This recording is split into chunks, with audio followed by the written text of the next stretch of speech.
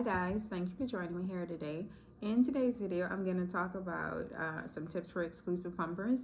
Now, I know a lot of times when we embark on the exclusive pumping journey, it entails a lot more than we have probably had bargained for. And it makes us wonder if breastfeeding would have probably just been easier. I know for me, the first time I did it with my daughter, I guess basically I didn't have as much information that I probably should have at the outset, and so that may have impacted exactly how my experience went at the outset of that. But eventually, by the time I got into it and I found out everything that I needed to know, I was pretty much on smooth sailing. And so this video today, I'm just going to be sharing with you some tips that I have if you decide that you want to exclusively pump. You know, we exclusively pump for various reasons. So whatever your reason is, it's fine.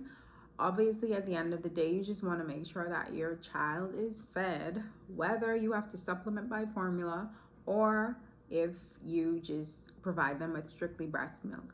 However you do is fine, but here we go on my tips for if you decide to exclusively pump. So, tip number one, obviously you're going to need to have a breast pump.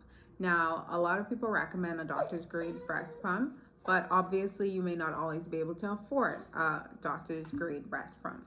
So in this instance, a regular breast pump would suffice. A double electric breast pump I would recommend. I know personally for me, I use the Medela pump in style, and I have it in a tote because it's what I use it for when I go back to work as well. So definitely number one is going to be a breast pump. And then up next, I'm going to also recommend a hands-free pumping bra. Now, originally when I first started exclusively pumping, I did not know anything about hands-free pumping bra. So what was I doing? Holding the flange to my boobs. And obviously for me, I was like, this is not making any sense. Surely there has to be something else that I could do. And so that's when I found out about the hands-free pumping bra. Now, the one that I have is from Simple Wishes. But there are other brands who have them. I like the one that I use because it's adjustable and it has Velcro on the band. It goes, and it has a zip in the front. So you just insert the flanges and that's it. And you just leave it there, and that allows you to even multitask while you're pumping. You could feed the baby, or if you're on your phone, you want to watch a movie, whatever. Your hands are basically free, and it's pretty convenient to me, so I like to use it. And I think too it probably would help prevent leakage, you know, because if your hands get tired while you're holding the flanges to your boob as opposed to the hands-free pumping bra, then you may end up losing some milk, and that may cause the suction not to be as great as it would normally be if you're holding it. So I definitely recommend a hands-free bra. So moving on from that, the next item I also recommend is you need to use some type of oil or some type of oil to grease the flange. If you don't grease the flange, you're going to experience a lot of friction. And obviously when you first start exclusively pumping or breastfeeding on the whole, your nipples are sore and they're cracked because they're not just used to all of that. So I recommend greasing the flange. It allows your nipple to move smoothly in and out the flange, and it really improves the level of pain that you would experience. Basically, you don't really experience any pain at all, I would say. So the next tip following that I would recommend is also to use a nipple cream or a nipple butter. Whether it's lanolin based or not is up to you. You can decide. But obviously a cream is good as well because it allows you to put something on your nipples to heal them after you detach from the pump. Obviously, exclusively pumping, you still will experience some soreness and some cracking because, like I said, your nipples are just not used to that. So you would want to use a cream. I recommend using a cream afterward that you can use to help soothe your nipples. Next, I will also recommend that you maybe get like a hot compress or even use a warm towel or take a warm shower. The warmness tends to pretty much help with you having a letdown. So it'll more or less prime your boobs between doing the warm towel and like breast massage when you get ready to pump, and even while you're pumping, massage is really good. So this will help you improve your letdowns and help them to probably come even quicker. I know I do them, and a lot of times I have like multiple letdowns during my pumping sessions, so I find that they are beneficial. And obviously, like I said, the warm compress will help the milk to loosen up and it'll flow a little bit more freely than it may have. And even with the one that I have, I actually have a hot and cold compress. So if I needed to put it on my nipples after, something cool just to soothe them a little bit, I could do that with it as well. So you may find a hot and cold compress beneficial for that. Next, I'm gonna suggest that you have extra pump parts. Now, because you're gonna be pumping all the time, especially at the outset of your exclusively pumping journey, you should have some extra parts. Simply because of the fact that if something goes wrong with one of your parts, you want to be able to have a backup to use just in the event that you need it.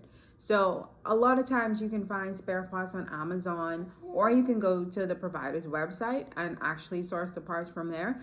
But I do recommend having backup parts, and it even makes it easier for you when it comes to washing and taking care of the pump parts. It eliminates you having to wash and deal with the parts so frequently, because I know a lot of times, like, if you only have one part and one set of parts and you're pumping multiple times throughout the day, you're going to get tired washing those parts continuously during the day. Now, I know a lot of times people also say that you can just put the pump parts into the fridge, rinse them off with cool water and hot water, and then put them into the fridge in a Ziploc or some storage like that, so no air or anything else gets to them. And you can just reuse the parts like that without having to actually physically wash them and sterilize them continuously all throughout the day. But obviously that's a personal preference. Some people like to wash their parts continuously throughout the day, so I recommend having backups, just so it alleviates a little bit of the work that you have to do during the day, and also just in the event that something happens. It's good to have them on hand just in case. So if you're gonna be on the go, one day when you're pumping, it is also good for you to have a cooler bag. Now, breast milk will last unrefrigerated for a couple hours, like 4 to 6 hours is the recommended amount of time. But obviously, sometimes you may find that you need to be out a little bit longer, and so you may end up pumping multiple times in a day while you are out. So in this instance, I would recommend that you have a cooler bag. Having a cooler bag while you're on the go with the ice pack in it, that will allow the milk to stay as close to fresh as possible, because it's almost like you have it in the refrigerator. And so as long as that cooler bag has the milk still cool, the milk is still fine to use. Otherwise, you would find that you'll be probably struggling to try and use the milk during the day or something to that effect, which is fine if you decided that that's what you want to do. But if you're pumping and you have an oversupply and you have more than enough milk, you're going to want to store some of that milk away to put it up for later use for the baby. So I definitely do recommend a cooler bag as well. I know personally for me, I have like 2 cooler bags, obviously because I go to work as well. And so where I'll be returning to work soon, I will have that bag with me while I'm on the go. And I will put my my milk in that as I pump throughout the day. So I definitely do recommend a cooler bag for you to keep your milk fresh during the day for if you're on the go. So also along that vein, I would recommend that you probably get a car adapter depending on the pump that you have.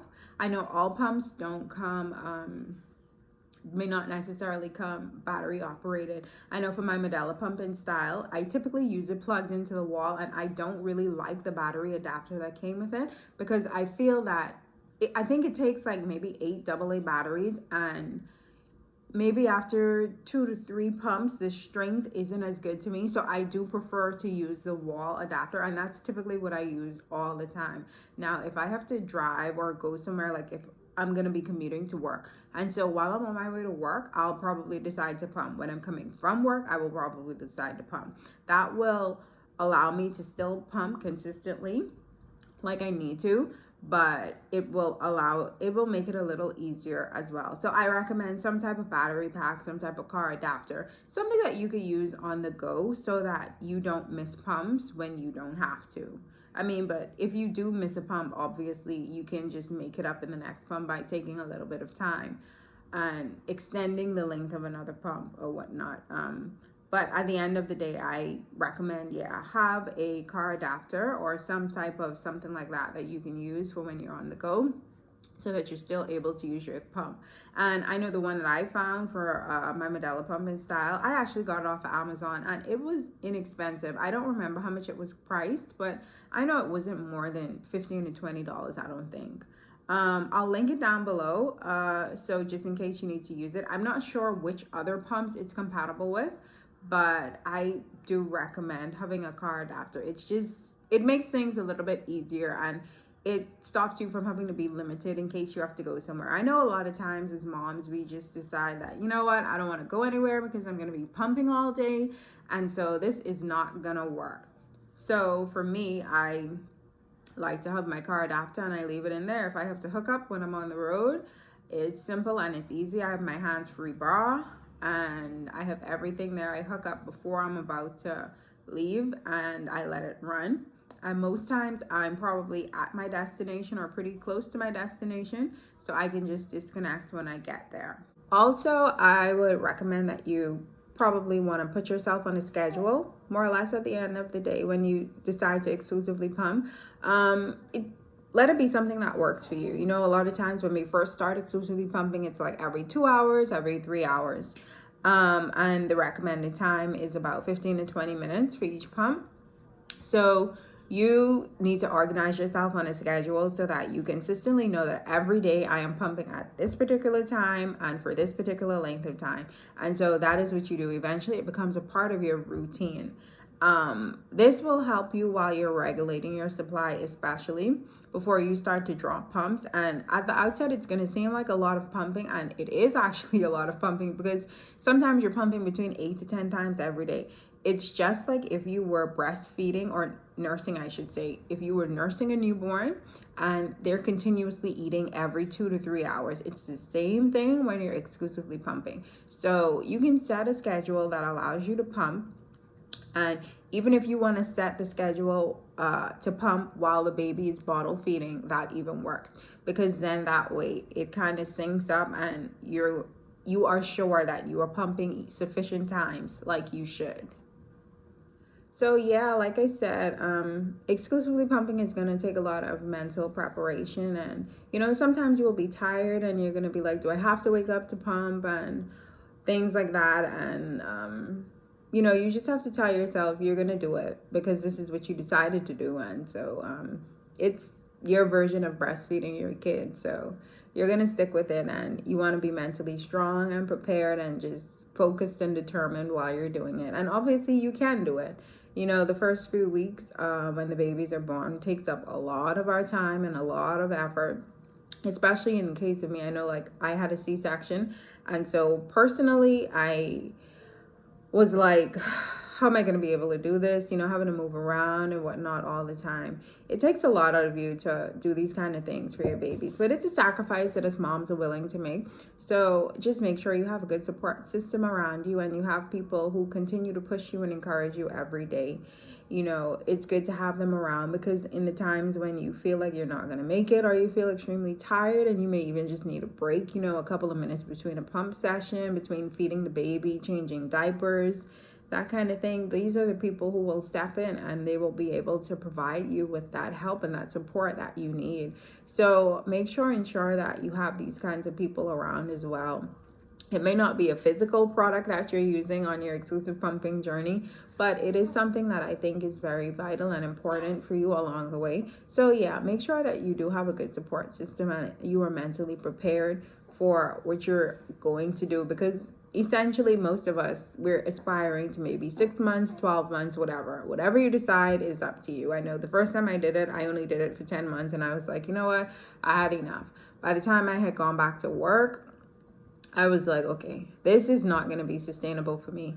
And I had some milk in the freezer, so my daughter was able to get breast milk for a little while longer past the 10 months. But when you've had enough and you've done the best that you can, then you've done the best that you can. So just let it go and know that you are still a great mom. If at that point you have to move on to formula, it's perfectly okay. And nobody's going to judge you and nobody should criticize you for it, because it's personally your decision. You get to decide this. with your mate or whoever. And so don't let anybody else who shouldn't factor into your decisions have anything to say about it. Don't let them demean you or make you feel some kind of way about it, because really it's not them, it's you. And so you have to do what's best for you as a mom. And that is what I would say. That's my 5 cents, like we say in my country.